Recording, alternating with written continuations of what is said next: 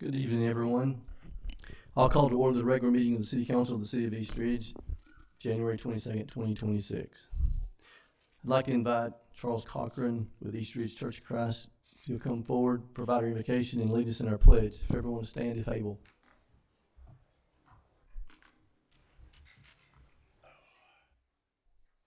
Our Heavenly Father, we come before Thee tonight.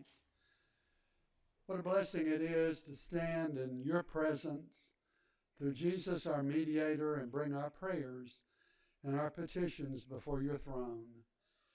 Father, we're grateful tonight that we have a city commission, mayor, and all of those who are on this council, and the decisions that are made that will be for the best of our city of East Ridge. Bless these men and women as they continue to lead our city.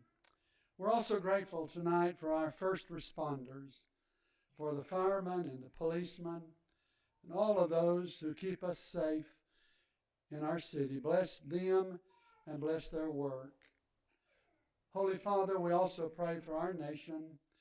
We pray that you will help us to be the righteous people that you would have us to be, knowing, Holy Father, that righteousness exalts a nation. Bless our president and all of those in positions of leadership and government in our cities, our states, and in our great nation.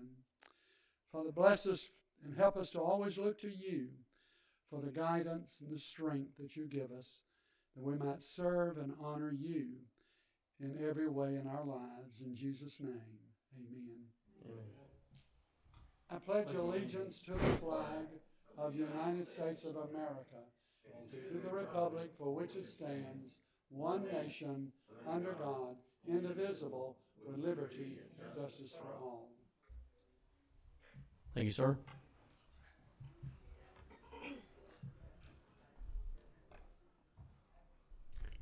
Roll call, Ms. Dietrich.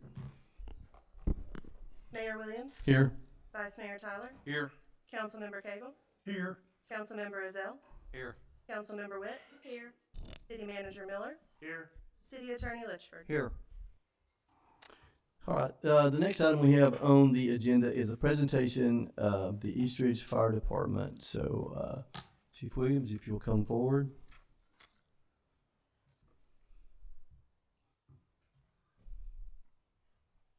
Yes, Mayor and Council. I'm going to call up several of the members here at the fire department. I've got a couple of awards, and I'd like to go into and explain a little bit to the mayor and the council as to why they're receiving this afternoon. Red Ship, if y'all want to come up. Tony.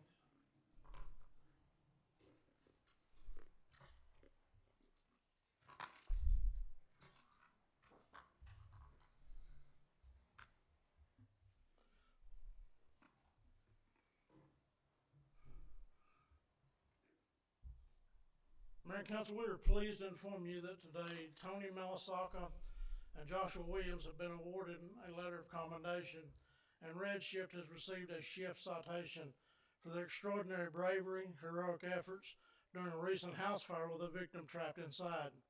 This incident occurred at 1306 O'Donnell Lane on December the 18th, 2025. To the members, your unwavering dedication to serving and protecting the community has not gone unnoticed. Your quick thinking, decisive actions, and selfless commitment, locating the victim in extreme fire and hoarder conditions, overcoming blocked windows, doors, and putting your own lives in immediate danger for our citizens is a testament to your character as a firefighter. Your bravery in the face of danger exemplifies the highest standards of our profession. Hoarder conditions contribute to firefighters' deaths every year. Firefighters become lost, disoriented, or trapped. The average time needed to access a victim in this type of environment takes longer than 10 minutes, according to NIOSH investigations. On behalf of the fire department and the city of East Ridge and the community we serve, we extend our deepest gratitude and admiration for your exceptional service. Congratulations on a well-deserved recognition, gentlemen.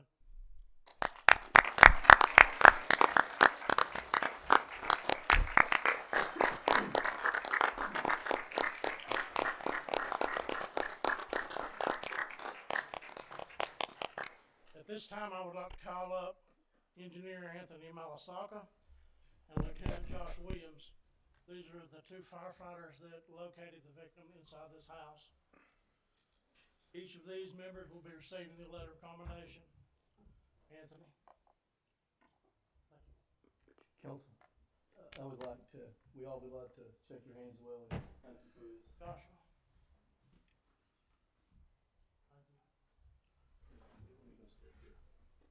The shift and the remainder of the members on this shift will receive this shift citation. This will be posted in the battalion chief's office and can be made copies for each one of your files. Gentlemen, thank you.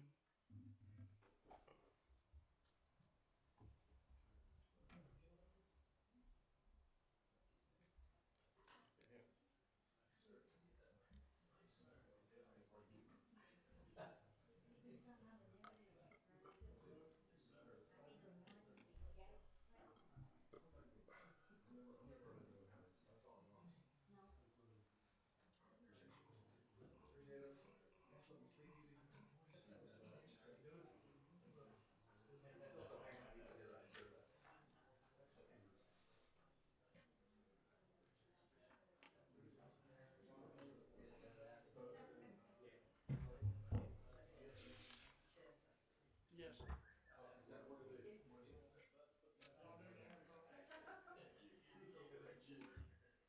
Y'all want everybody to come to the front? We'll gather here in the front with the council, mayor, council, and Alfred.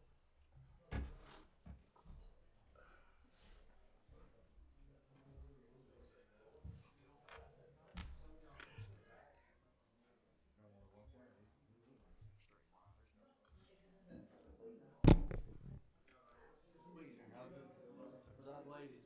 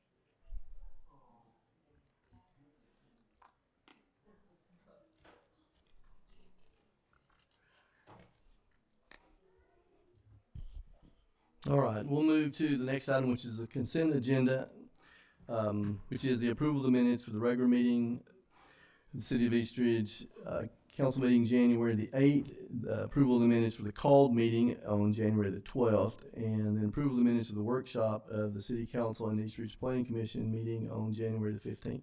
I assume everyone's had an opportunity to review those minutes, and I'll entertain a motion.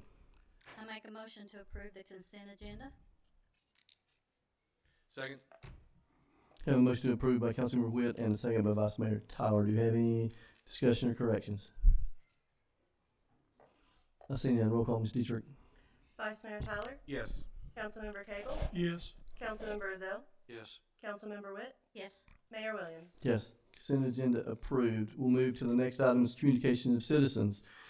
This is an opportunity for any citizen to come forward, address the council with any questions, concerns, or accolades, and each person will have up to 5 minutes. And we have one sign in, Marie Holmes. So if you'll come forward, we have your name and your address, so you may proceed. Good afternoon. My name is Marie Holmes. I live at 3620 Gleason Drive. I work at Clifton Hill Elementary School. May have to speak up just a little bit or pull the microphone closer. My name is Marie Holmes. I live at 3620 Gleason Drive. I work at Clifton Hill Elementary School as a teacher. My concern is I live on a blind hill Okay. where you cannot see over it. until you actually on top of it. I have asked the neighbors in the neighborhood, would you please not park on top of the hill on either side, because when I pull out, it's blind spot that early in the morning or in the afternoon.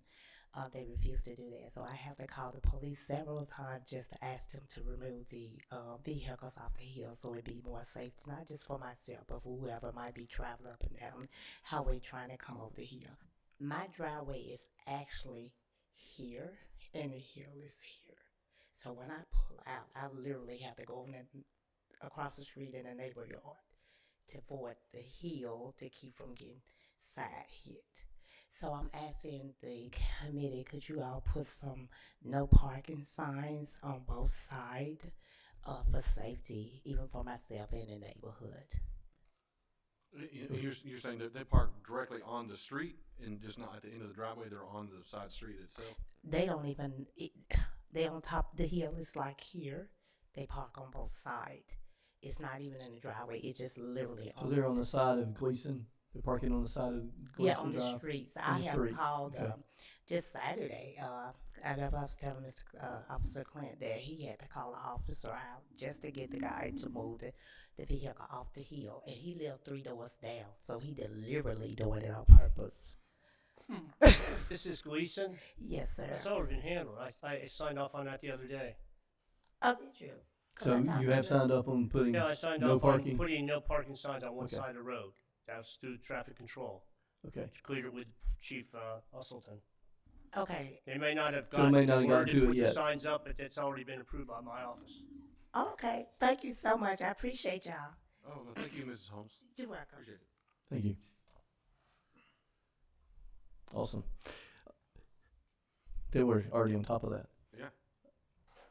That is all that is signed in. Is there anyone else that would like to come forward? Now is your opportunity. I don't see anyone else. So next is communications from council members. I'll start on this side. Councilmember Witt, Nothing at this time. Councilmember Ezell, Just remind everybody, I know it's supposed to rain, not snow, but Sunday night's gonna be down in the teens, so watch for ice late Sunday night, Monday morning when you travel. Vice Mayor Tyler. I know we just had an appreciation for the firefighters, but I wanted to extend my thanks again to the East Ridge Fire Department. They did a fire safety class with the Michaels Homeschool Academy the other day, and both of my boys attended and had a blast. They learned a lot about it, and then they learned that a fire truck is a large toolbox, and they had a great time over there. So thanks again to the East Ridge Fire Department for your community service and in your outreach. Definitely appreciated. Nothing Yes. at this time. All right. All right. So a few things. First, remind everyone, and the press release went out and notification on social media, but we are postponing the ribbon cutting in the open house for venue 1921 due to this weather event that's coming in to Saturday, February 7th at 1:30. So the schedule stays the same, we're just shifting it to February the 7th. And then wish that as well. The mayor's plaque is going to be revealed at 11:30 on the 7th. 11 o'clock. 11 o'clock. 11 o'clock out here in the atrium. We're gonna have an unveiling of the mayor's plaque. So I don't know if I mentioned what that is, but I had wanted to recognize the leadership of the city of East Ridge throughout the years since it was incorporated. So we come together, city manager and myself, and we just looked at this, creating a plaque, and it has a list of every mayor since 1921 and the dates that the years that they served.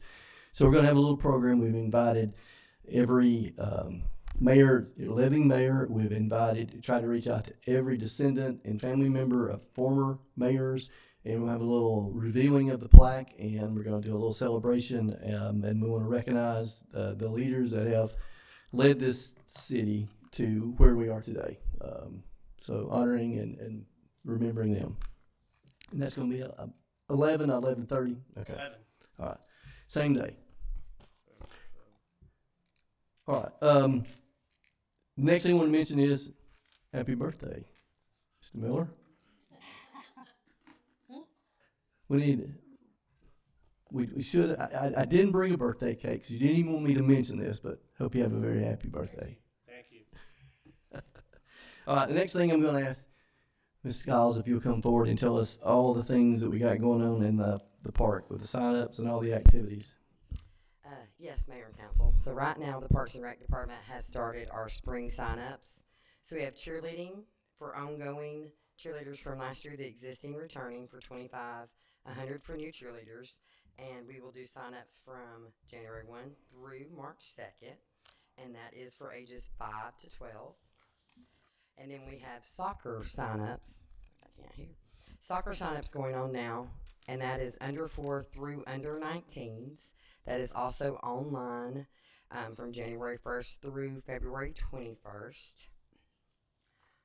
And then we have flag football, where those are grades, and that is kindergarten through 8th grade. And that is for boys or for girls. And that registration is open from January 1st through March 2nd. And then we have rec girls softball. That registration is January 1st through March 2nd, and that is for ages 5 through 17. And then we have our baseball and t-ball. T-ball is ages 3 and 4, and then baseball will be ages 5 through 12, and then we'll start the older kids late April, 1st of May. We'll start sign-ups for them, and those sign-ups right now are open January 1st through March 2nd. Thank you, ma'am. All right, so let me mention also, I always like to speak about all the activities going on in the library. So Adult Winter Reading Challenge, registration began on January the 2nd. It runs and ends on February the 27th, so you can pick up the reading log and at the circulation desk. So there's weekly drawing prizes and a grand prize drawing that will be occurring in March the 2nd. We have many other activities going on. The 23rd to 30th is the Fridays going to be Nitwits group from 2 to 4. There is the pre-K story time that'll be on the 27th from 10:30 to 11:30. The 28th is Walking Wednesdays from 4 to 5. The 29th is Baby Bounce from 11:30 to 12:30. They have so many activities. It's awesome. The 28th, Wednesday, is Elementary Book Club. Then the 26th, they're having a bedtime story from 7 to 7:30 p.m. And then on Wednesday, the 28th, International Lego Day from 2 to 5. So always having activities, which is awesome. I'll convey the same thing. If you've had your phone on, you've had your TV on, you know they've been calling for winter storm warning from Friday night through Sunday evening. It looks like it may shift and maybe rain, hopefully not ice. I'd rather have ice and rain or snow and rain instead of ice. But everyone, please stay safe. Please stay home if you can. Our first responders up here are giving them an award for what they've done. You know, our prayers go to them and to be safe, because they're going to be out in this regardless. They're going to be answering calls, emergencies. So if you stay in, you'll be one less that may have an emergency or an issue that may need to have someone, one of these heroes to come help you. Then the weather's going to drop into single digits. So please be careful and be cautious. EPB sent out a notification. They have 86 additional crews that they're bringing on board to be staged and ready throughout the entire Hamilton County area to try to minimize any restoration that may occur from falling trees or limbs. They mentioned, prepare ahead of this. Gather flashlights, batteries, charge your phones, portable power banks, cover exterior faucets, gather extra blankets and things like that. So, and always encourage, if you use a generator, make sure it's outside. If you have space heaters or kerosene heaters, make sure there's a safe distance. So it's just be careful, because when you have cold weather and you have issues like this, other accidents do occur. So we'll try to prevent those if we can. I think that's all I have, so I will hand it off to City Manager Miller. Thank you, Mayor. Just a couple items. First one would be a progress report on the community center expansion. Building's coming along very well. If you look at the rear end, you'll see that the addition to the basketball courts has been done, and inside, the hanging of the spiral duct for the air and heat in the gymnasium is about 50% complete. The outside ductwork for the HVAC units is about 50% complete. Painters are in there now, painting the inside of the gymnasium. They'll be coming in mid-February to do the floors, the wood floors. The laying of the tile in the restrooms off the lobby and the lobby is completed.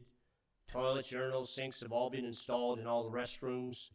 Installation of the roof over the gym is completed. The work has been passed and has been certified for the warranty. And the installation of the gutter, soffits, trim, and downspouts around the perimeter of the low roof is nearly completed. So it's taken form. They need to be completed by May 5th. I do believe at the rate they're going right now, I'm not so sure about workable weather early next week with the cold temperatures, but they do have heat inside in portions of the building. May 5th is the due date. Hopefully they'll be completed sometime in April. And we're excited to get this completed and opened. Second item I had was an ad press release that was in the Chattanoogan today, basically saying that the Bachman Tubes on Thursday, January 29th at 8 p.m. to Friday, January 30th at 6 p.m. is going to be closed both sides for cleaning, annual cleaning. Traffic will be detoured over Missionary Ridge. However, I was notified this afternoon by the Region 2 director that that has been pushed back a week due to the freezing temperatures coming in next week. So I don't have any dates, but we will put a press release out as soon as possible that we know exactly when those tunnels will be closed so that you can make alternate plans. That's all I have, Mayor. Thank you, sir. All right, we'll move into old business. Item 8, ordinance number 1240. An ordinance of the East Ridge City Council to amend East Ridge Municipal Code Title 20, Chapter 2, which chapter is known as the East Ridge Air Pollution Control Ordinance, by providing for increased permit and certificate fees. Thank you, sir. This will be the second and final reading. Ms. Miller, is this you? Sure. The purpose of this ordinance is to increase permit fees, late fees, application fees, license fees, and admission fees. The Bureau is asking that all cities in Hamilton County adopt it so we have uniformity in the fees. The only one that's really going to affect the residents is an increase in the application fee for an open burning permit goes from $60 to $75. All the other ones deal with incinerators and fees for courtesy notifications, et cetera, et cetera. Thank you, sir. Council will entertain a motion of ordinance number 1240. Make a motion to approve ordinance number 1240. Second. A motion to approve by Councilmember Ezell and a second by Vice Mayor Tyler. Do you have any discussion? Seeing none, roll call, Ms. Dietrich. Vice Mayor Tyler? Yes. Councilmember Cagle? Yes. Councilmember Ezell? Yes. Councilmember Witt? Yes. Mayor Williams? Yes, ordinance number 1240 approved, second and final reading. We'll move to the next item, which is item B, discussion and selection of top candidate for city manager appointment.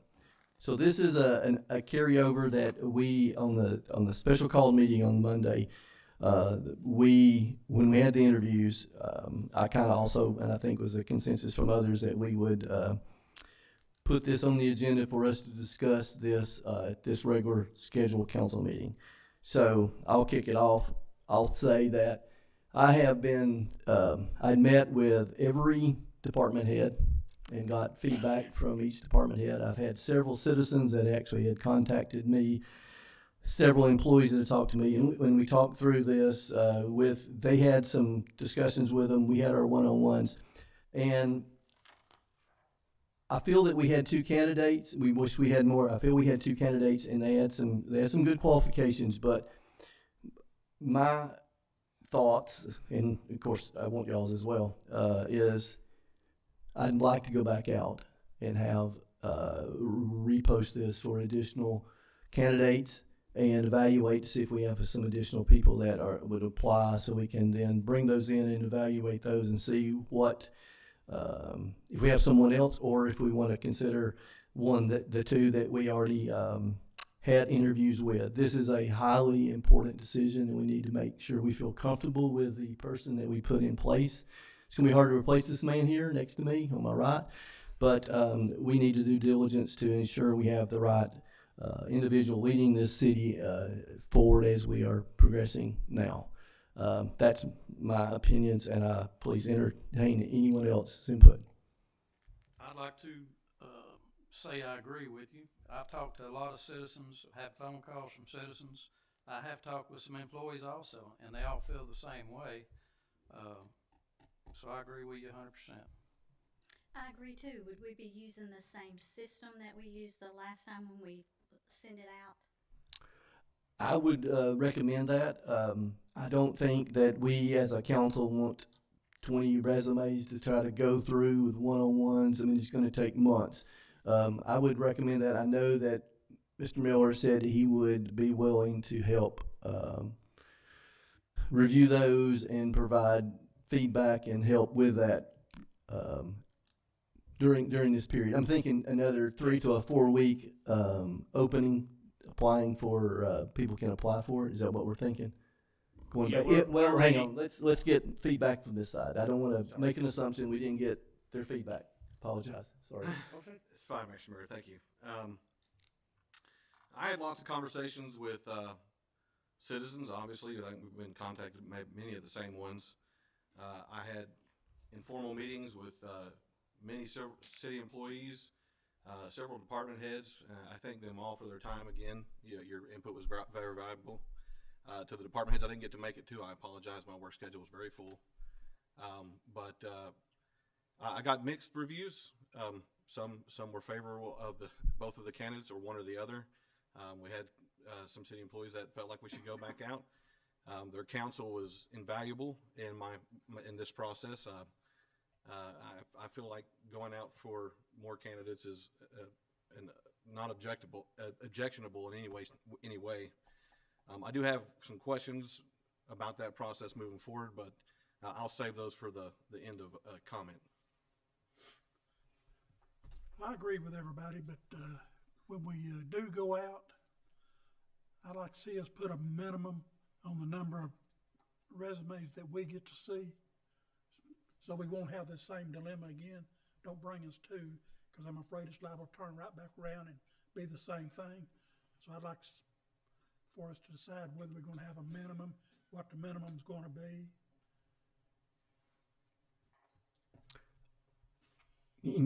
Because I want to add on to that too. I also think we should consider increasing the salary range a bit. I'm sorry? Increasing the salary range a little bit. We know that we've had a recent hire in the area that is at that range or over what you're currently making, and it's not as a progressive city as we have with all the activities and things we've got going on. So I do think we need to maybe raise that, and I'm not saying dramatically, but I think we need to raise that a little bit. I don't know if that'll attract others or not, but so I don't know your feelings with that, council. Did we ever set a salary? Were they told a salary at any time? The ones that I think I talked to the 4 individuals that we had narrowed down at the December 8th meeting. I talked to them all and told them that I was making about $144,000, which was salary plus which included the car allowance of $5,400. I told them all that, asked them basically, is this in your ballpark, what you're looking for? 3 of them said yes, 1 of them said no. And that was the one that we were looking at, a substantial increase to bring him here to East Ridge.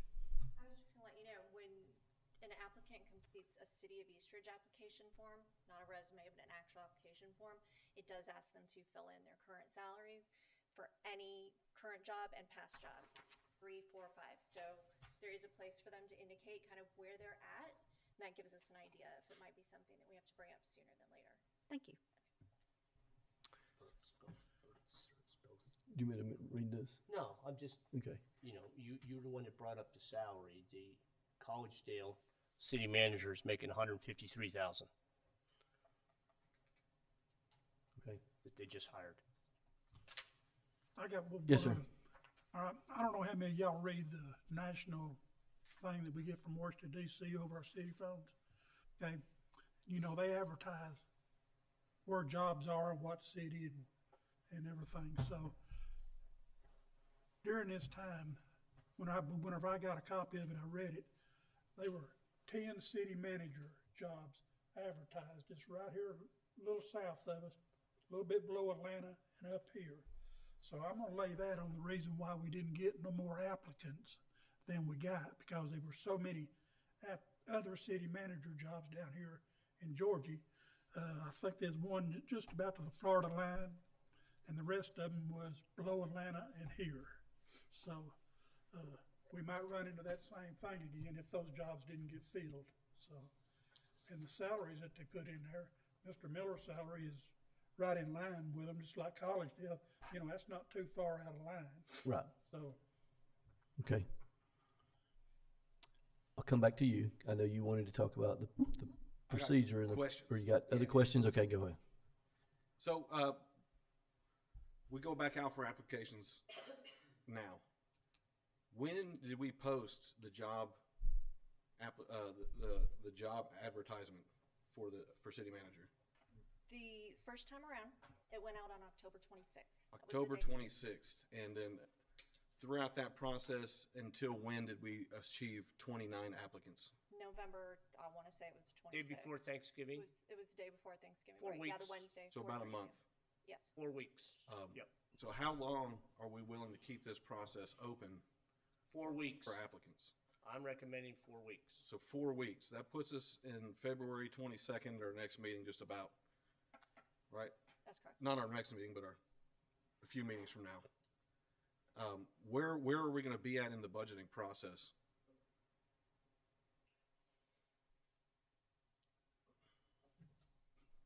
We get heavy in the budgeting process in March, April, and May. So so particularly in your position, city manager, Yes? is going to be heavily involved in March, April, and May. Yes. Okay. And so we go out for applications, we close the process in a month, and then we narrow that down to an acceptable number to the city council for interview. That puts us, close middle March? Yes. And then Yes. hire negotiations. When are we looking at possibly, if we get a successful applicant in this next round, when would be their start date? Don't know that. It all depends on whether the city manager is out of work or if the city manager has to give notice. It's hard to say. I had a contract once that had to give 60 days notice. And a lot of cities we didn't want to wait that long. Usually it's a 30-day notice if they're employed. If they are out of a job, then usually they can start within a week, depending on where they live. If they live locally, you may talk a couple days.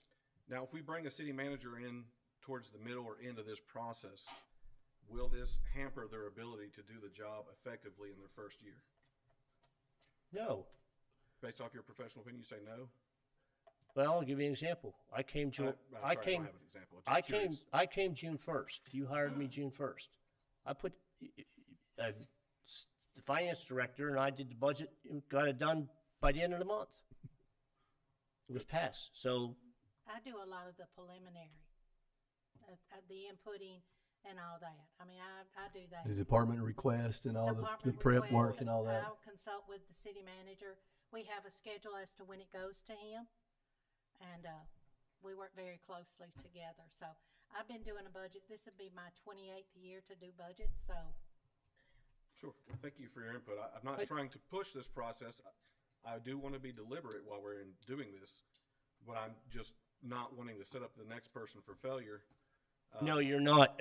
A matter of fact, the best way that a city manager gets to know the departments is to have the budget, get right involved in the budget, because you were sitting down with each department head, you were seeing what their needs are, you're seeing what their requests are, you see what you can afford, you're making decisions in regard to the allocation of funds. Gets them right into it. Jump right into it. Seriously. Sure. If a person comes on and they don't have to do a budget for 8 months, do they really know the full operations of each one of the departments? This will acclimate that department director to it. I don't feel that I should stay on and put together a budget, which would be my budget, that the new city manager would come in and be adhered to. It should be his budget or her budget. Because really, they're the ones that are going to implement it over the fiscal year from July 1st to June 30th. So that brings me to kind of like my next question. If your ending date as of right now is February 27th. And so during this process, do you feel comfortable if we have an interim city manager that they'll be able to sit into that process? Do I feel comfortable? With an interim city manager handling this process? Depends on who the interim city manager is. I can't make that statement. Okay. Because that's your decision to hire an interim city manager. I don't agree with that interim city manager. I'm not going to, I'm sure it will be based I'm on your out the door. recommendation. Yeah. And, but I can't answer that. You turn around and hire somebody that I don't feel is competent, well, most of the people. Diane's here. She knows the process. So she's going to be doing a lot of that, probably a little bit more than what she does. But she does all the grunt work on it. She gets all those figures together. She takes all the requests from the department heads. She inputs them into the line items.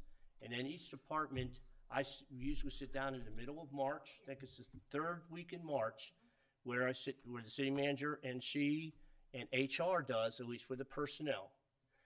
And we go through their department, what they have planned, what they have proposed, what their projected figures are, if their revenue's coming in, what their anticipated costs are going to be. And then it's just a process of sitting down and totaling it all up. And I've been doing budgets since 1974. Except for the 4 years that I was retired. I mean, the first budget I ever did, the council had me, I just need to share this with you, because they had me prepare 5 budgets, A, B, C, D, E, and we sat there for hours and hours. It was in Monroeville, Pennsylvania. My first budget that I presented to the council, 5 budgets. So I got hit right off the bat with what budgeting is about. Then you look at the revenues, try to squeeze the revenues the best you can, anticipate, work with the county assessor's office to find out new buildings coming on, when they've come on, when we're going to realize increase in sales tax, increase in property tax. You usually come up with, well, let's say we've got $25 million of revenue, yet we got $28 million worth of requests from the departments. So somebody's got to make that decision to pare it down. Sure. Because you can't generate revenue to meet that difference. I just want to state So for clarity that here. comes on, that usually is done later in April.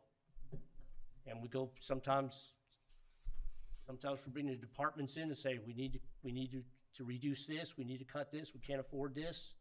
Tell me what you really need, what you can forego till the following year.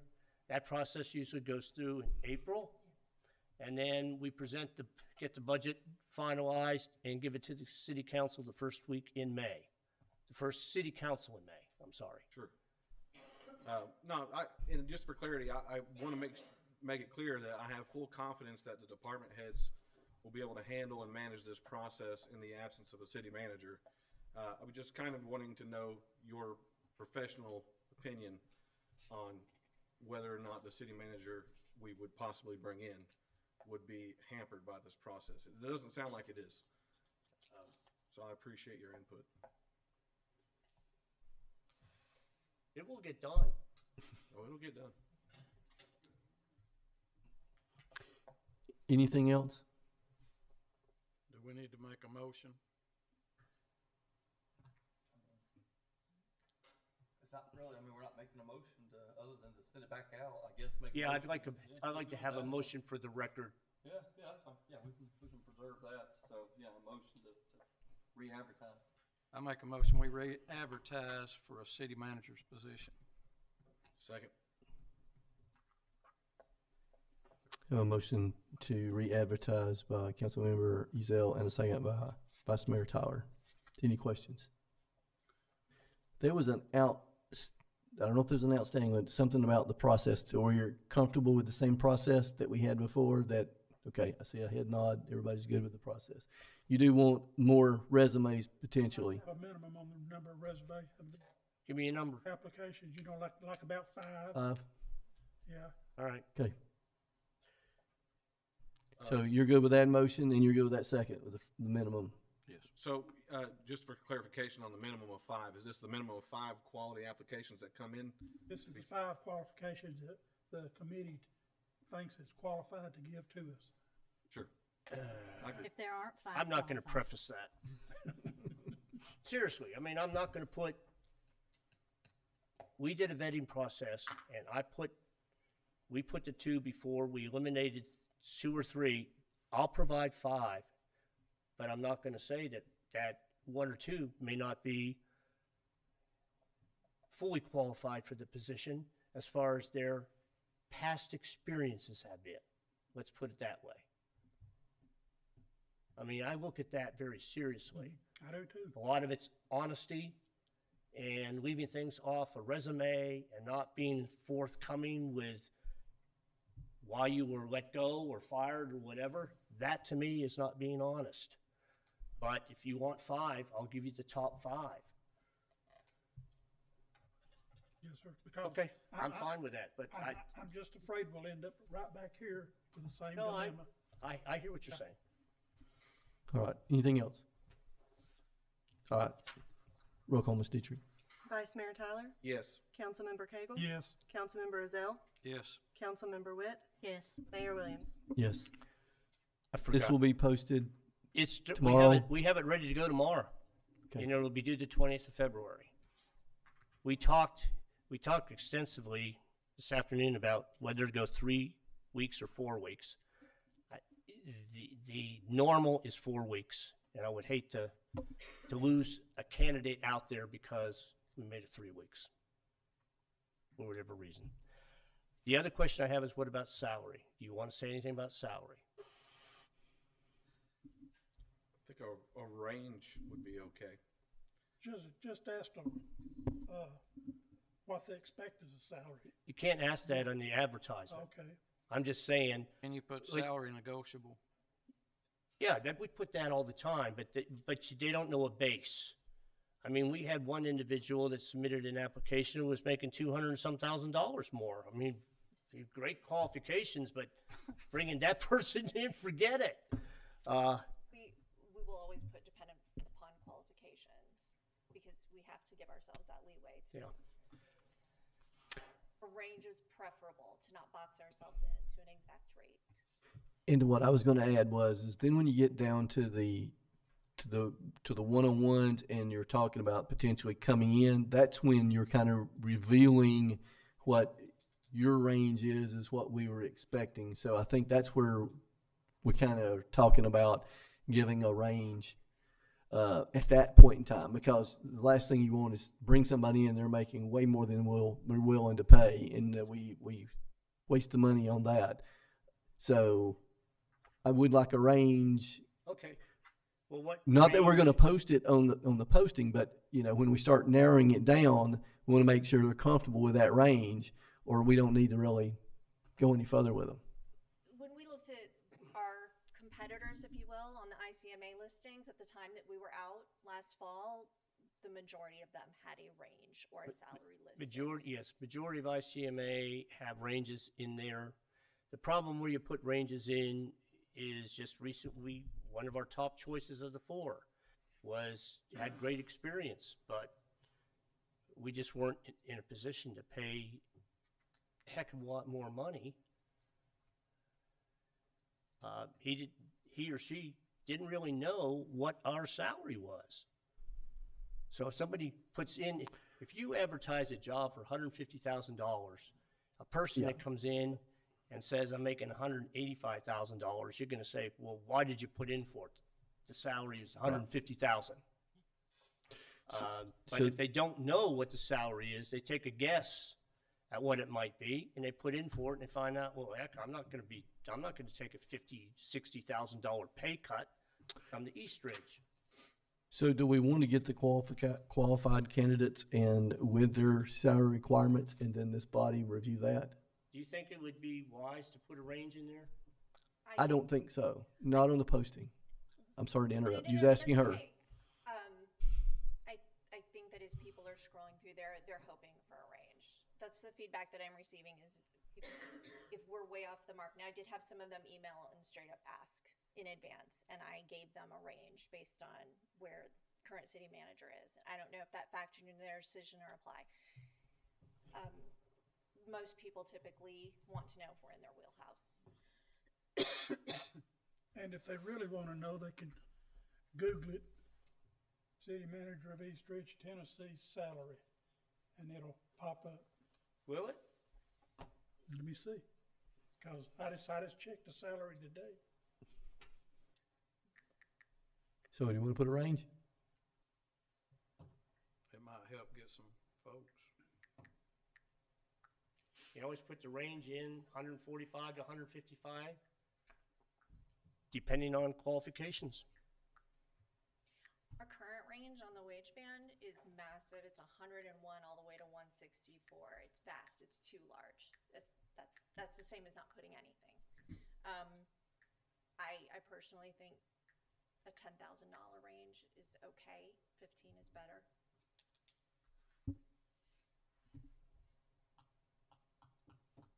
Council? 140 to 160. I'd say Ending on 145 to experience. 160. Okay. Sounds good. Yeah. Good with that? Yes, sir. $132,080 a monthly vehicle allowance of $450 and a one-time annual bonus of $250 according to public record. Now that's what's in here now for the city of East Ridge. Okay, well, I'm gonna check it right now because I got my employment contract in front of me. It's wrong. Why? Right now, I'm making 137,000. Yeah. Google 363. not always accurate. But that's what it's saying here to me. May not be up to date. It's not up to date.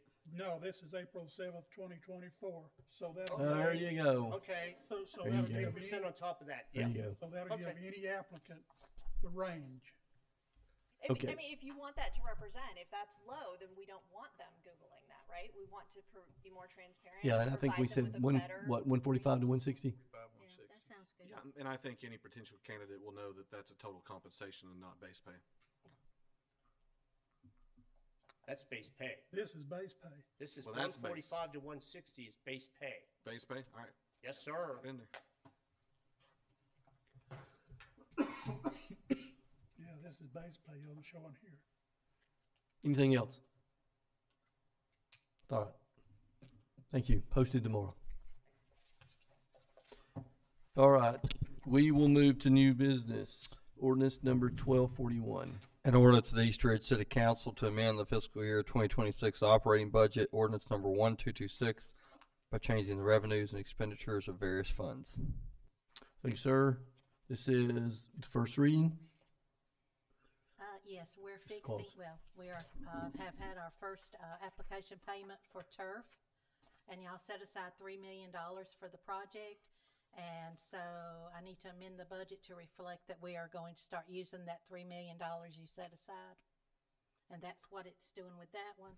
With the resurfacing, because we've had to combine 2 years, we didn't spend hardly any last year. We only did the mobilization on, I think, the resurfacing, if that. We've had to put it all into this year, so I had to adjust the budget accordingly and add what we had not spent at one point into it.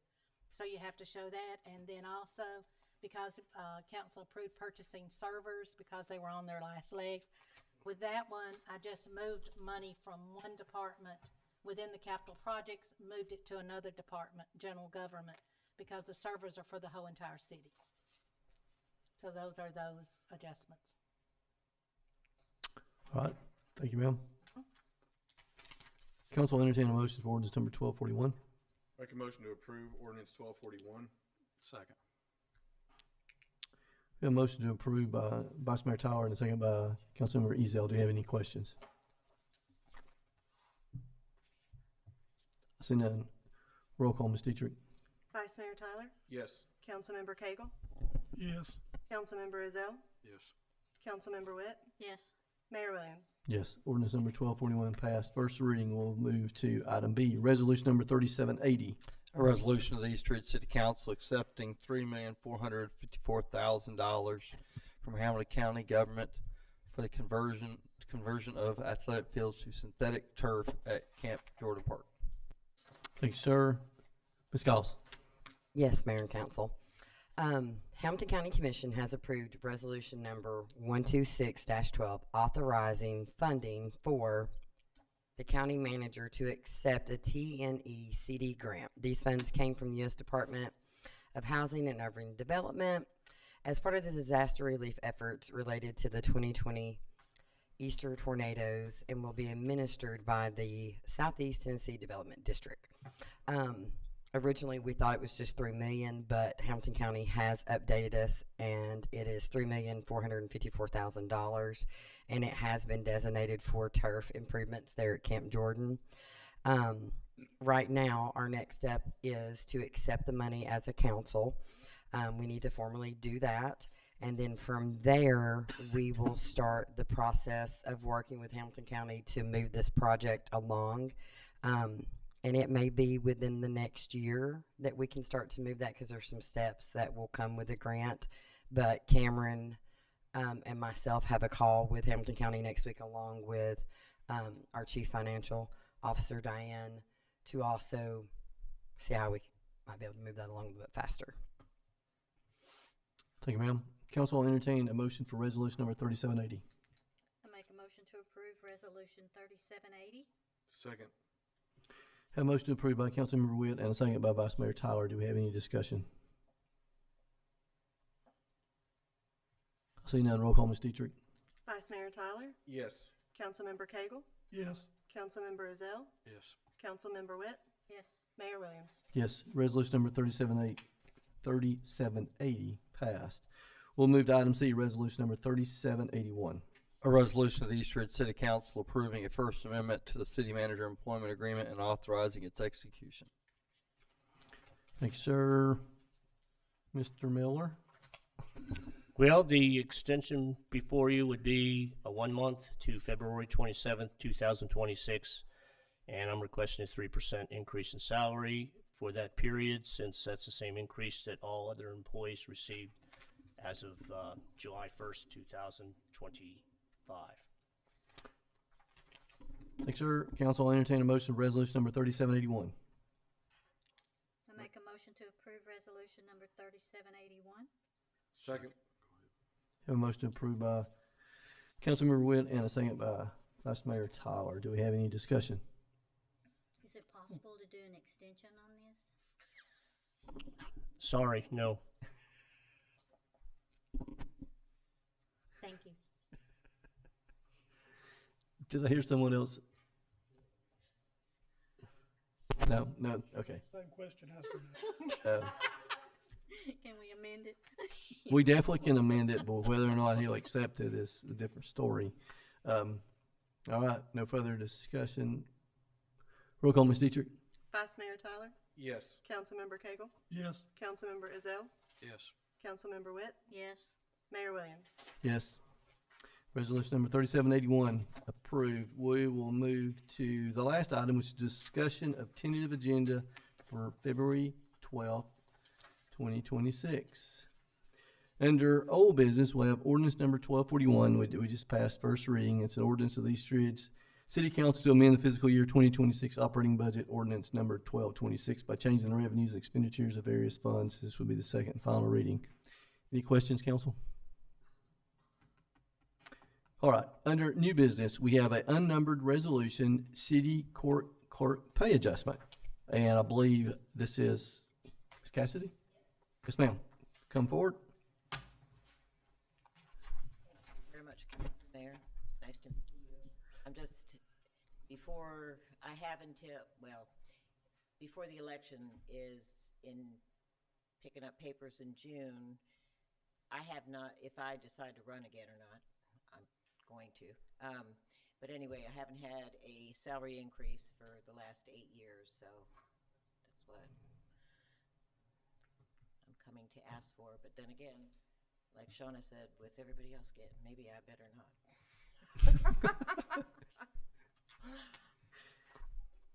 All right, council, any questions at this time? No questions this time. I just want to thank Ms. Cassidy for her service to our city. It's a very important position, and it is not gone unnoticed. Thank you for that. Yes, it is. Anyone else? Nope. All right, so this will be on the agenda for next council meeting. Very much, I appreciate it. Thank you. Is there any other business we need to add to the agenda for February 12th? False fire and police alarms. Yep, I had that one. I was going to bring it up, but you got it. No, go right ahead. Go ahead and speak to it, or is we having? Clint or Chief, you want to speak to it? I know Clint Usselton, the police chief, wrote the email that I sent you the other day. What brought this to my attention is I've seen these off and on through the weeks and reading the reports, the daily reports. However, one business experienced 6 false alarms in a 24-hour period. That's absolutely ridiculous. That's just a waste of our resources going out there and checking because they don't want to take the time or the money or whatever to take care of their alarm system. That's what it comes down to. Right.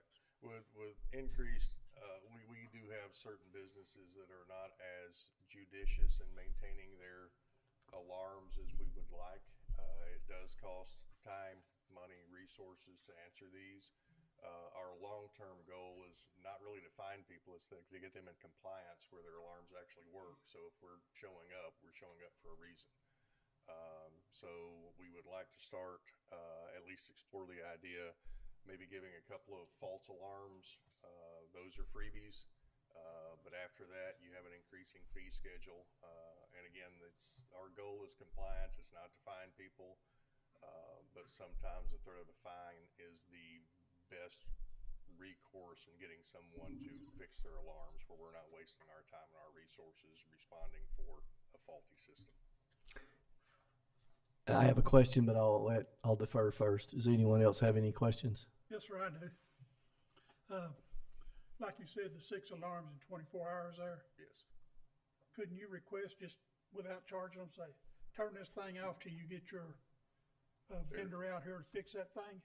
And as a rule, what we run into so many times is alarm companies, when you have businesses, you have fluctuating employees, and they don't even have people to call to actually respond out to us.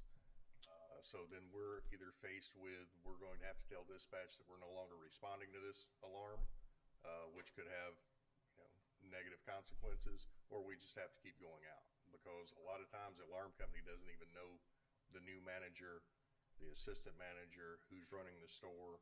So we don't have anybody to respond to even reset the alarm during, it's 2 o'clock in the morning. I've got 2 cops out there. I don't have a business owner or a manager there and can't get them. So the alarm on these commercial businesses are not like my alarm on my house is. When it goes off, they call my house. If I don't answer, then they call the police, send them to my house. I think most times the commercial ones automatically just call the police. Yeah. And I can't speak to the fire alarms. I can only speak to the burglar alarms. Because I know I can sit there in the living room and sneeze real loud and my alarm will go off. Simple reason I've got glass breakage on my house. But as a rule as well, if you're living in this house this week, you're going to be living in there in 6 months. A lot of times we're not going to have the same manager at the same business for long periods of times. As far as the fire side, Councilman Cagle, it becomes a life safety issue. So we cannot just cut a firearm off in a commercial property. Then it requires that occupant to provide a fire watch if there is occupants in that structure. That fire watch has certain details that has to be followed and maintained, and then they have to provide a copy of that to us. Of course, our life safety is number one. We're not looking at doing this on residential property as far as, single family dwellings and such. What we're looking at mainly is apartment complexes commercial properties that we are continuing to have the same problem with over and over and over. And with these properties, we've contacted management, and we're not getting a lot of cooperation in some cases. With this, what we would do is be able to bring them in front of a hearing and address that.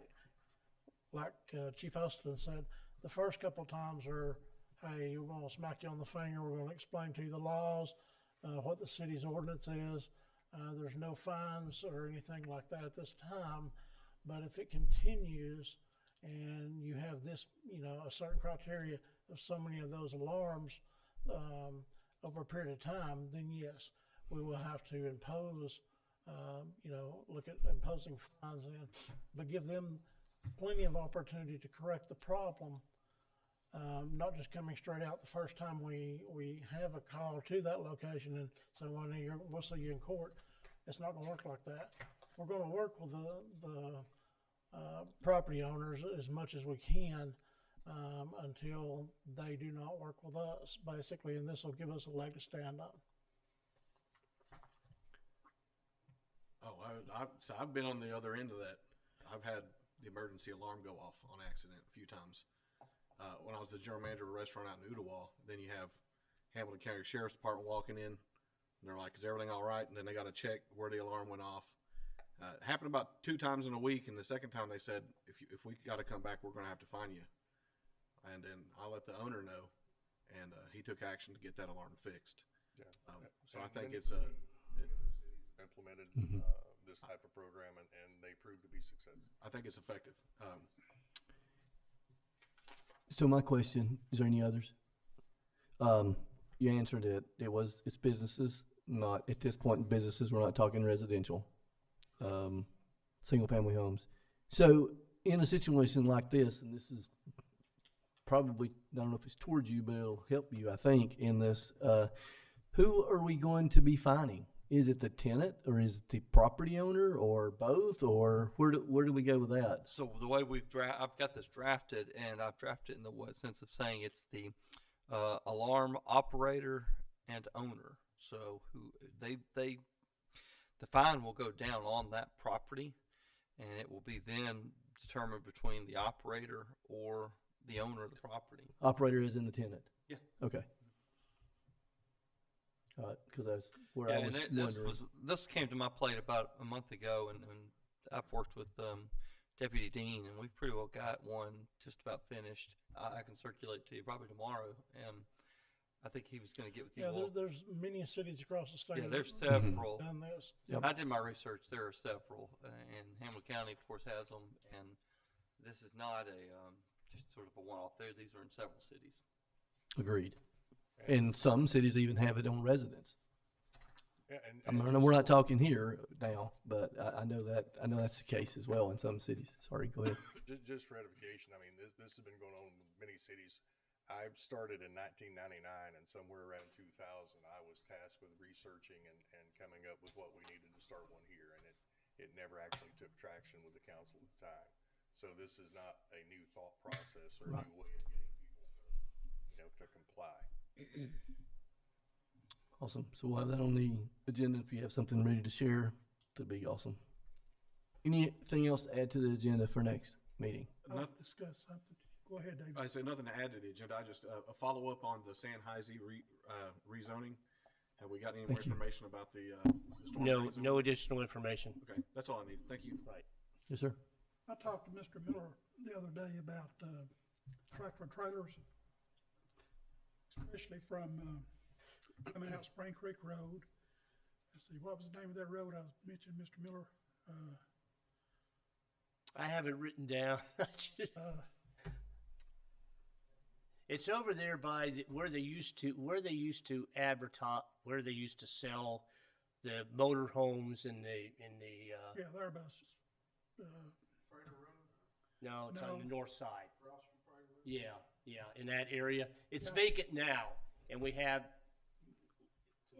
What's the name? Sunnyfield. Yeah. Sunnyfield Lane. I've had complaints from the neighbors there about the tractor and trailers driving up Sunnyfield, trying to turn left or trying to turn right onto Spring Creek Road. The stop sign has been tore down several times with them trying to turn right. And then I've also had complaints about the beer trucks, the alcohol trucks, Coca-Cola trucks, that when they cannot get in the liquor store or get out of the liquor store back onto Spring Creek Road to head back toward Brainerd, they circle the block till they can get in on the liquor store lot. And they just circle around the block there. And so these are, I call them the small tractor trailers. They got front axle, middle axle, and rear axle. So I'd like to see us try to make some kind of ordinance or something to take the tractor and trailers off of Spring Creek Road, or limit it to 3 axle or less. I went ahead and authorized the traffic control to put no through truck traffic on Sunnydale Lane. But thank you for bringing that up. I was a little hesitant to put it on Spring Creek Road. I'd like to get direction from the council, if that's what the council wants to do. I think that's necessary. We're getting a lot of truck traffic cutting through utilizing Spring Creek Road. I'm more concerned with the more than 3 axles, these 18-wheelers that come through. They're tearing that road apart. We'll see, like those beer trucks are 3 axles. They're 3 axles. 3 axles, Yep. yeah. And, but then, like I explained to the neighbors up there on Spring Creek Road, they was complaining about the 3-axle dump trucks, tandem dumps coming through there. And I said, well, if they're down there working, construction, they have a reason to be down there. And the law states that we cannot, correct me, we cannot stop them Correct. if they've got a place to be there to, delivering goods. If it's a local delivery, they have Right. they automatically have that. Because they're complaining about those tandem dumps coming through there and getting up close to the sidewalk and hitting those grates going down through there. And so something needs to be looked at, and I'd like to, try to help our neighbors up there if we can. Just for the record, there is a Prater Road on both sides of the road. I think Donna grew up on the Prater Road. So you've got Spring Creek, Prater, then Sunnyvale. And then Sannheiser. Sannheiser. Yep. Donna. All right. Well, if it's all right with the council, I'll go ahead and authorize putting signs up on Spring Creek. All right for me. So let me ask a question. So you're gonna put no more than 3 axles, right? The other thing that I'm thinking about in talking to Jeff is we put no local truck deliveries, something along that line, because you can't stop local deliveries. Right. But Chief, you have Well- something you want to add on that? I confer with both the chief and Jeff. The reason Mr. Miller and I had concerns is because you do have the hospital there, you have the convenience store there as well, some of the larger beer trucks. So I think it would We be. got the hospital too. They may have deliveries. With, Completely- yeah, I was gonna bring that up before anybody left. That's I don't think they're bringing beer to the hospital. No, but they're still large trucks. There are bigger delivery trucks there, so I think it would behoove us to probably just limit it to any big trucks like that have to be making local deliveries and not using it as a cut through. So, however, we can put the verbiage on the sign to enforce the spirit of what we want. okay. I think you and Jeff and I can come up with the wording. But you're right. They do have larger trucks, 3-axle trucks that will come in and make deliveries at Park Ridge. I don't want that. No. Yes, and depending on whatever comes in the development behind that convenience store. as well. Grafton Avenue development, yes. And while we're discussing this, how about our empty lots on Ringo Road that are allowing tractor and trailers to park on them over the weekend or for a week or so? That's a code enforcement issue, and on this one, I talked to Chief, and you contacted the property owner, who he is aware of, and the property owner's gonna handle it. He's gonna block off his parking lot. I believe it's the question we had was the old Tweeties. Tweeties I parking believe lot, yeah. they're gonna block that off. He said give him a couple of days, he'll block it off. Now, Won't be a problem anymore. in some cities that I've worked in, we have actually code enforcement have gotten hold of the property owner, especially on large vacant lots of 1 acre, 2 acres, 3 acres. It's nothing going on, vacant building. You'll see one 18-wheeler come in, and then you'll see another, and the next thing you know, you got 4 or 5 of them side by side. We made the property owner knowledgeable that this is not a truck, an 18-wheeler parking lot. It is a retail parking lot, not a light manufacturing zoned. You have to actually erect signs stating no truck parking allowed whatsoever, and then come in and sign an agreement, and I'm not sure, I'll have to defer to the city attorney, sign an agreement that the property owner will give the police department the authority to write tickets or have them towed. Yes. We have some similar forms. Oh, we do? Well, Okay. we can modify some forms we have that would fit some other enforcement action we've taken. Because there was an article either in the Times Free Press or the Chattanoogan within the past month that basically indicated we have a real shortage of 18-wheel truck parking stations in the Chattanooga area off of 75 and 24. Well, when they done the new interchange and we had the flyover there by Top Golf and everything to go, I mean, you had when one stopped there and parked, there were 15 of them, and so they had to go out there and just put no parking, like 25 signs along there to stop that. Bit of the lemming effect where one does it and everybody follows. Exactly. Awesome. Anything else? One thing I didn't mention, and I was going to kind of wait toward the end as well, and I got prodded by the city attorney. Whataburger is opening for the public, drive-through only on the 26th, which is Monday. There will be dine-in, but at this point in time, there's only going to be drive-through. And I believe we're going to have some resources monitoring the traffic at the lower end because I expect it to be packed. Yes. Yes. Oh, yeah. Weather might be the only thing that might slow it down.